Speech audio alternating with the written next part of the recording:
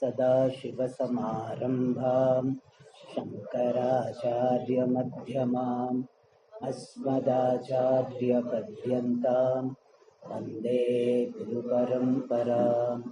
ॐ सहना भवतु, सहनौ भुनक्तु, सह वीर्यं करवावहै, तेजस्विनावधीतमस्तु मा विद्विषावहै।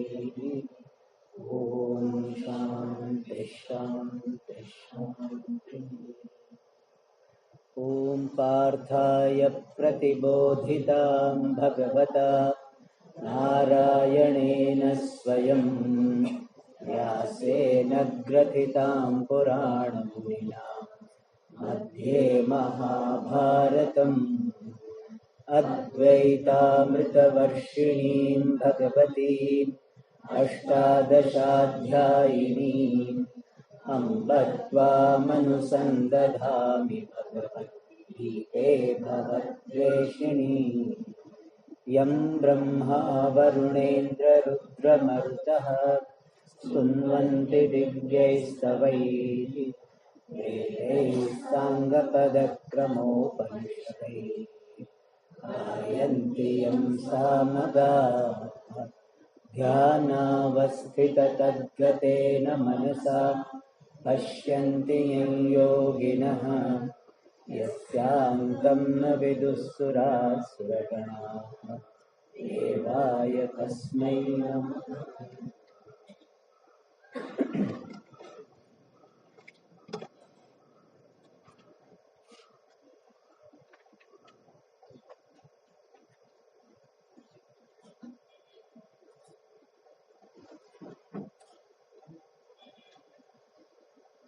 श्लोक नंबर 15। अथ नवमोऽध्यायः। श्रीभगवानुवाच ज्ञानयज्ञेन चाप्यन्ये यजन्तो मामुपासते एकत्वेन पृथक्त्वेन बहुधा विश्वतो मुखम् अहं क्रतुरहं यज्ञः स्वधाहमहमौषधम् मन्त्रोऽहमहमेवाज्यम् अहमग्निरहं हुतम् पिताहमस्य जगतः माता धाता पितामहः वेद्यं पवित्रमोङ्कारः ऋक्सामयजुरेव च।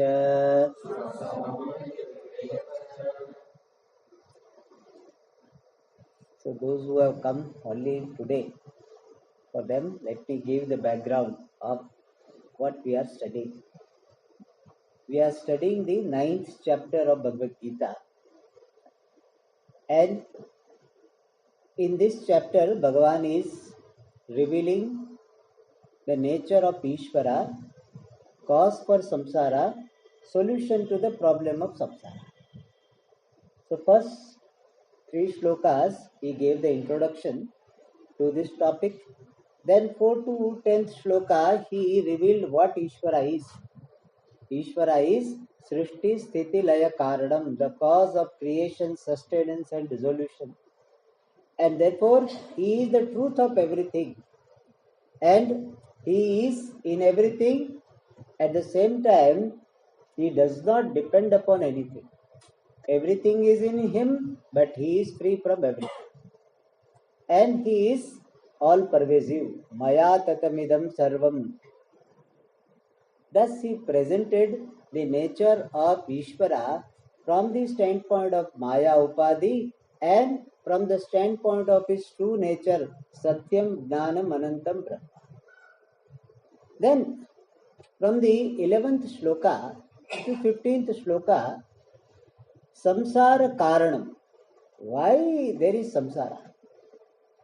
Not why. Samsara means bondage. Why there is bondage? And that question was answered by saying that bondage is because of not knowing Ishvara and having wrong conclusion about the Ishvara and thereby oneself.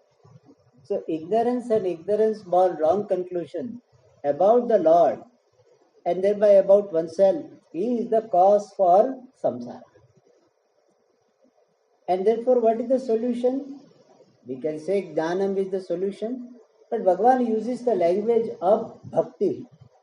Bhagavan says bhakti is the solution. And we saw that bhakti is highly misunderstood topic. Even though well-known topic, but misunderstood topic. So bhakti, first of all, let us say, what is bhakti? Reverential love for Ishvara with the attitude of surrender. That is bhakti. And another meaning of bhakti is a series of sadhana for the attainment of Ishvara completely. That is bhakti. So karma yoga is a bhakti, and all of you know what is karma yoga. Upasana yoga is bhakti, and jnana yoga also is bhakti. And to show that it is a sadhanam, we use the word yoga. So karma yoga is a bhakti yoga, the upasana is also bhakti yoga, and jnana yoga, shravana, manana, nididhyasanam, they also are bhakti yoga. And Bhagavan said that different people meditate upon me in different ways. Some people meditate upon me as Eka Rupa Ishvara, Vishishta Rupa Ishvara, Rama, Krishna, Shiva, Vishnu. So in this manner some people worship me, meditate upon me. And that is also fine. In fact, that is very, very important in the initial stage. Because this type of bhakti, worshipping the Lord in a particular form, helps the person, first of all, to accept the existence of Ishvara. If existence itself is not accepted, how are you going to understand Ishvara further? Therefore, the Ekarupa Bhakti, worshipping the Lord in a particular form, is a very good beginning. It gives some stability in life. People will not be shattered if they have got Ishvara Bhakti. Bhakti gives you cushion effect.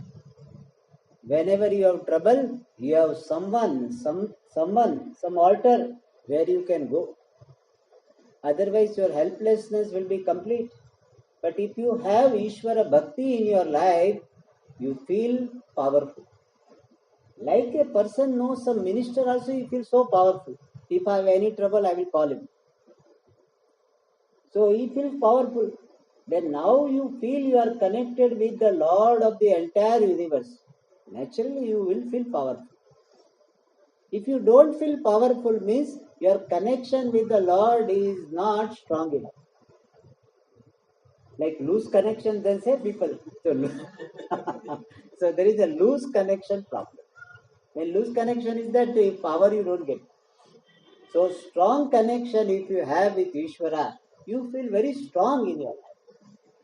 So this Ekarupa Bhakti, even though it is an initial stage of Bhakti, it is very, very important. And therefore, if somebody has that and you happen to be studying Vedanta and you feel that no, I am believing in Nirguna Bhakti, etc., don't criticize them. Don't look down upon them. You appreciate them, encourage them. And because of this Ekarupa Bhakti alone, that Bhagavan, who is in the form of Ishta Devata, will take him to the next stage. You did not do anything. If you do first stage very well, you will be taken to the next stage. That is the law of Bhagavan. If you do something well, Bhagavan will take you to the next stage. Do it well. Like assembly line, the product, whatever is to be done on that particular point is done, it will be pushed to the next stage. All of you know assembly line. So we are always in assembly line. So when whatever is to be done on us, whatever is to be received from this Ekarupa Bhakti, well, then Bhagavan will take us to the next stage. And that is what Vishwarupa Bhakti, where I do not confine Bhagavan to a particular form, but I see all forms are Ishvara's forms. All trees are Ishvara, all mountains are Ishvara, all rivers are Ishvara. To begin with, we see all great things as Ishvara. Afterwards, we say those which are not so great or looking very terrible, that also is Ishvara. First, I see health is Ishvara. Afterwards, I see disease also is Ishvara. But in the beginning, we don't say disease is Ishvara. That bhakti will not come. So, first, what do? First, we see all great things. Himalaya is Ishvara. Ganga is Ishvara. All beautiful trees are Ishvara. So, all good things we first appreciate as Ishvara. Then we say, not so good things also are same Ishvara. Then you will not have rejection. In the last class we saw that when the alliance is to be fixed, when we always highlight what good points only. In the beginning, girls all good points, boys also they always highlight good points. Afterward they come to know, oh, that also is there, that also is there. But once marriage is there, is okay. We accommodate it. So, similarly here, once you have this connection with Bhagavan Vishwarupa Ishvara, then you will not have any rejection to anything. You will welcome life, you will welcome birth of a child in the family, and you will accept the death of a family member if it happens anytime. So because birth also is Ishvara, death also is Ishvara. Health also is Ishvara, this ill health also is what? Same Ishvara. Because ill health happens because of certain cause. That causal factors are also Ishvara. The causal factor and the ill health are connected by the order. That order is Ishvara. And therefore, in our life, slowly rejection is reduced. Otherwise, people are full of rejection. I don't like this, I don't like this, I hate this, I can't face this. So, that type of approach, creates your BP high. When you have too much rejection, so you are excited. So, rejection is not good for your physical body, and definitely not good for your mind. When you have a rejection of someone, hatred to someone, it will be associated with some pain. Therefore, the more hatred you entertain, more pain you will have in life. And therefore, this Vishwarupa Darshanam helps you to be free from hatred. You may not take everything in your house. It is not that all garbage also is Ishvara, so bring garbage also. So tiger also is Ishvara, so bring tiger also. Snake is Ishvara, so snake is Ishvara. We appropriately deal with that. But knowing fully well that they are expressions of Ishvara. Interact with them appropriately. There you require some discretion. But no hatred towards anyone. Birth is also the aspect of Ishvara, death also is aspect of Ishvara. In fact, more we understand about death, we will think that death has to be there. Imagine there is no death in this universe. Only birth is there. Already we have got population problem. Imagine what will happen. So you will have the tata, grandtata, tata, all we have to stake them in a shelf. How will you keep them? Very old people and must be very thin, so we have to stake them. That's what will happen. Therefore, death also is an aspect of Vishwarupa. And now, from the 16th sloka, Bhagavan is telling how you can appreciate me in very expanded manner. Instead of confining me to a particular place, particular form, you can see me in various ways. So he said, I am the ritual I am the food, Annam Brahma, I am mantra, I am ghee, I am Agni, I am the very act of offering. I am the father of the entire world. I am grandfather of the entire world. And I am mother as well. Not only father, I am mother as well. And I am Vedyam.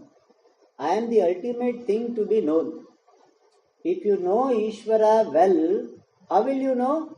I am one with Ishvara. I am Ishvara. You will know it. That is the complete knowledge of Ishvara. And when that is known, all that is here is Ishvara, and that Ishvara I am. In this manner, when you know Ishvara, then nothing remains to be known for your fulfillment. You may read newspaper, but if you don't read newspaper, you don't miss it. Some of you, those who have come for the camp, might be missing Hindu, especially Tambram. They require three things, no? That Hindu newspaper, coffee, and curd rice. So that's what somebody told me. I don't know, Hindu newspaper is there, no? Still? Huh? Oh, no, that's a different thing. But this is what I was told, that these three things they always need. So people miss it. Oh, I don't know what is happening. I tell you, if you don't know things for 2-3 days, nothing big is going to happen. Till Iran war was be going on. As long as Trump is there, some war will be going on. So there is not much difference. And even if you don't know, it doesn't matter. So knowing Paramatma gives you freedom from intellectual samsara. Intellectual samsara means the pressure to know things. Knowing things is not a problem. If you happen to be there, somebody tells you some information, okay. Or if you read something, fine. But pressure, I don't know this. And if somebody asks me what will happen, I don't know. So that pressure is a samsara. Pressure to know something, without which, knowing which, I will be lagging behind. We told no in the last class, we saw FOMO, fear of missing out. That you become free. You know what is to be, whatever come across, you can know. But you don't have pressure to know. There is a pleasure to know, but no pressure to know. Okay, big relief. Otherwise, we have so much nowadays complex based on not knowing this. If you don't know computer, if you don't know particular language, so much complex. Whereas if Paramatma is known, everything is as well known. Now next word is Pavitram. Paramatma says, I am Pavitram. Pavitram is purifier. Pure and purifier, both are called Pavitram. Pavitranam Pavitramyo Mangalanam cha Mangalam. Have you heard this? Yeah. So Bhagavan is Pavitram. Pavitra means purifiers. Like Ganga Jalam is called Pavitra, purifier. Bhagavan said, I am that. For that matter, any water is considered to be Pavitra. Fire, Pavitram. Any particular Gayatri, Mantradi, Japa, Pavitram. So Bhagavan says, all those things which are purifiers, may you see them as me. Some Japa you do, then it will purify the person from papam. Therefore, Japa is purifier. Ganga Jala is purifier. Various Tirthasthana, purifier. Bhagavan says, all of them are. And the ultimate purification is being free from the impurity of self-ignorance. Self-ignorance is the Maha Apavitrata, is a Maha Kalmasham. And Bhagavan says, I am removing that impurity of ignorance by Gnanam. That Gnanam which removes the impurity of ignorance, that Gnanam, Atma Gnanam also is Bhagavan's Vibhuti. And Ruksama Yajure Omkara. Bhagavan said, I am Omkara. Omkara is the essence of all the Vedas. And that Omkara, the greatest word, greatest syllable, Bhagavan says, I am. Ruksama Yaju. These are the three types of mantra. Rig mantras are those which are structured mantra. Sahasra Shirsha Purushaha, definite number of letters. Sahasrakshas Sahasrapad. So the mantras which are having definite structure, letters and quarters, that is called Rig mantras. The mantras which are in prose form, they are called Yajur mantras. Then Rig mantras which are available for singing, they are called Sama mantras. And Bhagavan said all three of them are. And Chakara is there, even Atharva Veda mantra are. Three are mentioned because they are extensively used in Karma Kanda. And they are the three types of mantra, therefore they are mentioned. But Atharva Veda also is Bhagavan's Vibhuti, Bhagavan's manifestation alone. Now this description of Bhagavan's glory continues in the next. गतिर्भर्ता प्रभुः साक्षी निवासः शरणं सुहृत् प्रभवः प्रलयस्थानं निधानं बीजमव्ययम्. भगवान से I am gati he. Gati means destination. Any destination you think of, I am that. And one more meaning of gati is karma phala, the result of your karma, in the form of children, in the form of marriage life, in the form of wealth. All of them Bhagavan says you can look upon as me. Every karma phala is manifestation of that Vishwarupa Ishvara. So, in the form of every karma phala, the result of action, Bhagavan alone is getting expressed. Therefore, we do not reject any karma phala, we do not reject because it is the same Ishvara who is manifesting. But does it mean we do not do what is to be done when we get some harmful consequence, like some disease comes? So, Swamiji, disease is the result of karma. So, Bhagavan is the result of karma. So, I welcome the disease and I do not take any medicine. Is this what Bhagavan wants to say? No. Bhagavan says when disease comes, that disease you see as Bhagavan, but medicine also you see as Bhagavan. Aushadam Bhagavan has told. So, disease has come, that is Bhagavan. Aushadam also is Bhagavan. Many times people say, Swamiji, I have so many problems in my life. But I said, did you survive or not? Yes, survived. Why? Because some solution also was there. So disease came, but medicine also was given. Why don't you see that? You have some people to take care. That also you should see. We are only seeing the problem. We don't see the solutions also offered. So we can definitely go for the solution when the problem comes. If light goes, then we can start generator. But if you are seeing the result of light power failure as Vishwarupa, you will not have hatred. You will not have anger. Power failure is the result of some karma. All karmas, all of us karma. And that is the manifestation of Ishvara. But generator availability, that also is what? Manifestation of Ishvara. So one manifestation of Ishvara we handle by another manifestation of Ishvara.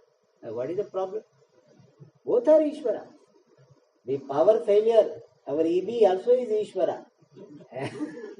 Difficult to see, but it is.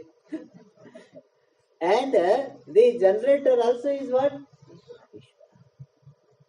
Hunger is Ishvara and food also is what? So don't get angry with hunger. Some people when they are hungry, they become angry also. That was Swami Shivananji in Rishikesh earlier. That Swami, all of you know Shivananji. This man is good. When anybody comes and complains or something, first thing is, did you eat?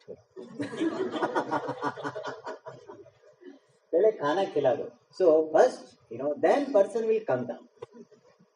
So the idea is that hunger is Ishvara and food also is Ishvara. Thirst is Ishvara, water also is Ishvara.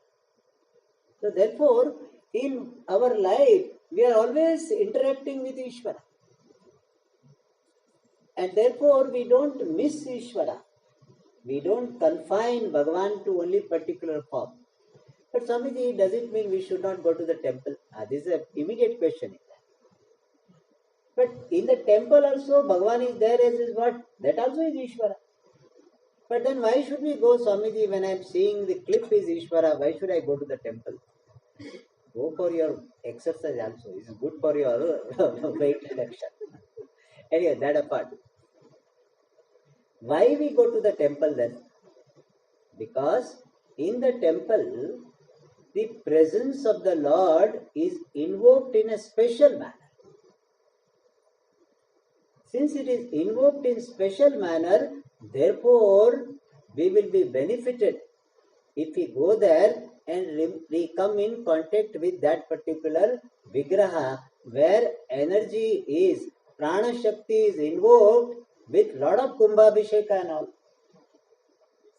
In the temple, it is not simply that some statue is kept there. It's not statue, don't call it statue. So, it is the Vigraha, we call it Bhagavad. In fact, we say Bhagavan is there. Therefore, we go to the temple. But yes, if you are able to see Ishvara all the time and you are not able to go to the temple, it doesn't matter. But you need not have resistance to go to the temple. If you are not able to go, you don't miss it, you don't feel guilty, but at the same time, you don't mind going there. In fact, it shows your gratitude because Bhagavan, that Ekarupa Ishvara alone helps you to come to this Vishwarupa Drishti. So for saying thanks, you should go. It is a gratitude you are expressing. In Shastra it is said, Kritagnasya nasti nishkruti. Ungratefulness, for that there is no pariharam. You say no pariharam, you know. For everything parihara.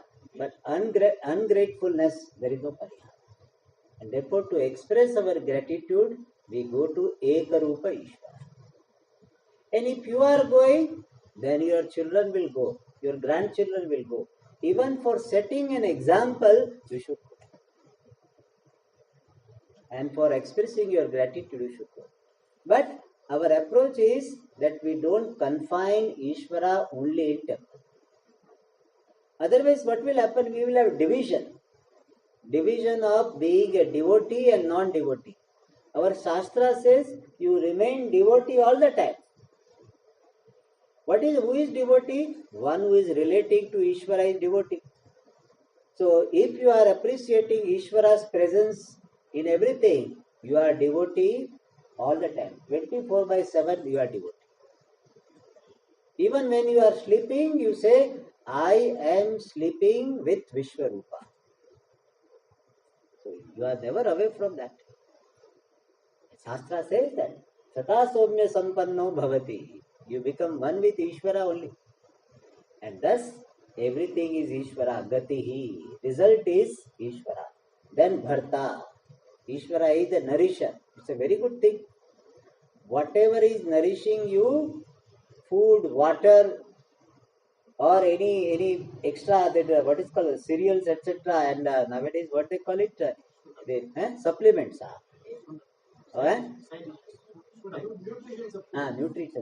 Nutrients, supplements, all of them are what? Same Ishvara.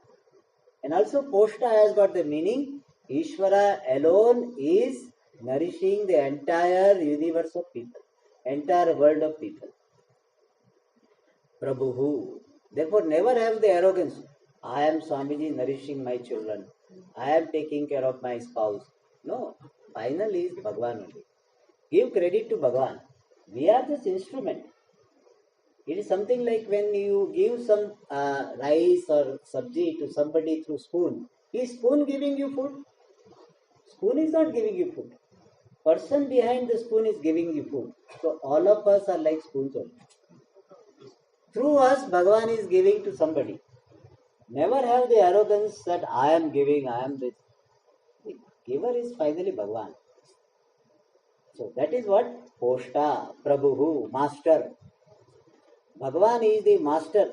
Swami means Bhagavan is the owner of everything. That idea also is there. And Bhagavan is the most powerful one. His will alone will prevail. Don't resist Bhagavan's will. Especially when you have choiceless situation in your life, see it as a Bhagavan's will and drop your resistance. That is what is called surrender. Surrender means what? Dropping the resistance to all facts of my life. By saying that every choiceless situation is expressions of Bhagavan's will, Bhagavan's order. So Bhagavan is Prabhu.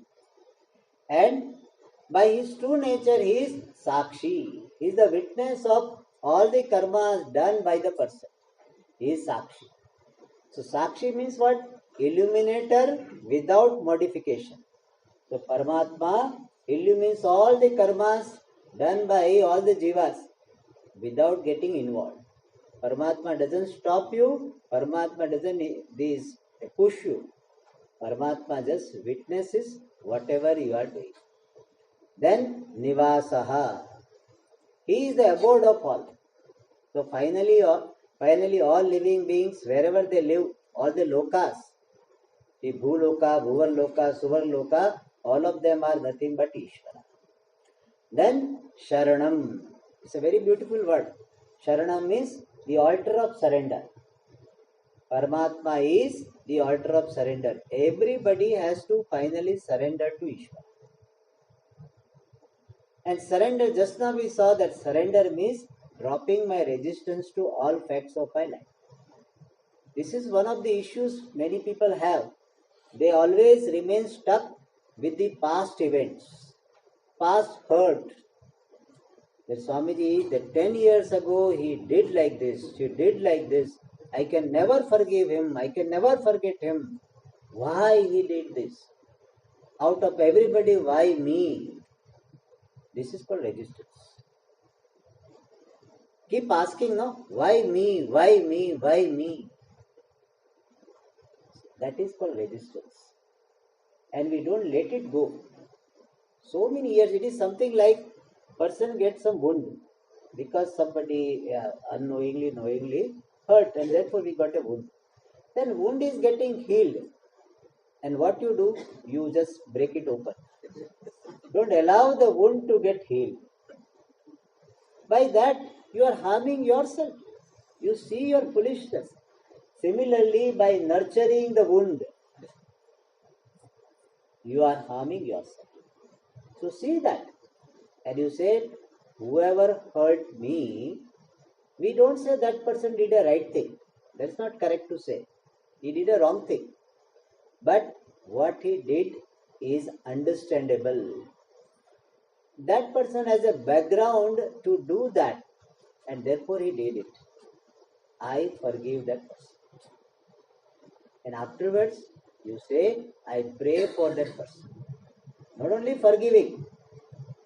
Finally, you have to pray for that person. If you can pray for the person, then you have forgiven the person completely. That is the limit.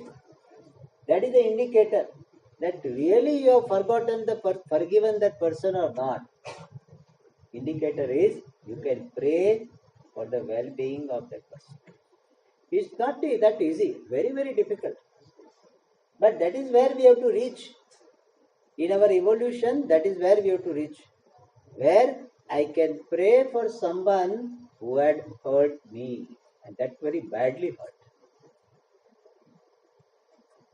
And that is possible when I see Ishvara as the altar of surrender. And surrendering means this, appreciating Ishvara as the order and seeing everything in my life as in order, and thereby dropping the resistance. Whatever happened, it has got some order behind. Sometimes we are able to see, sometimes we are not able to see. I think I must have told this story that one person was brought to the judge being accused of some murder. And that person was pleading innocence. I have not done, I have not done, I have not done. but all the proofs were against him. Somehow because judge has to go by proofs only. That's why our law is a blind, it has to go by proof.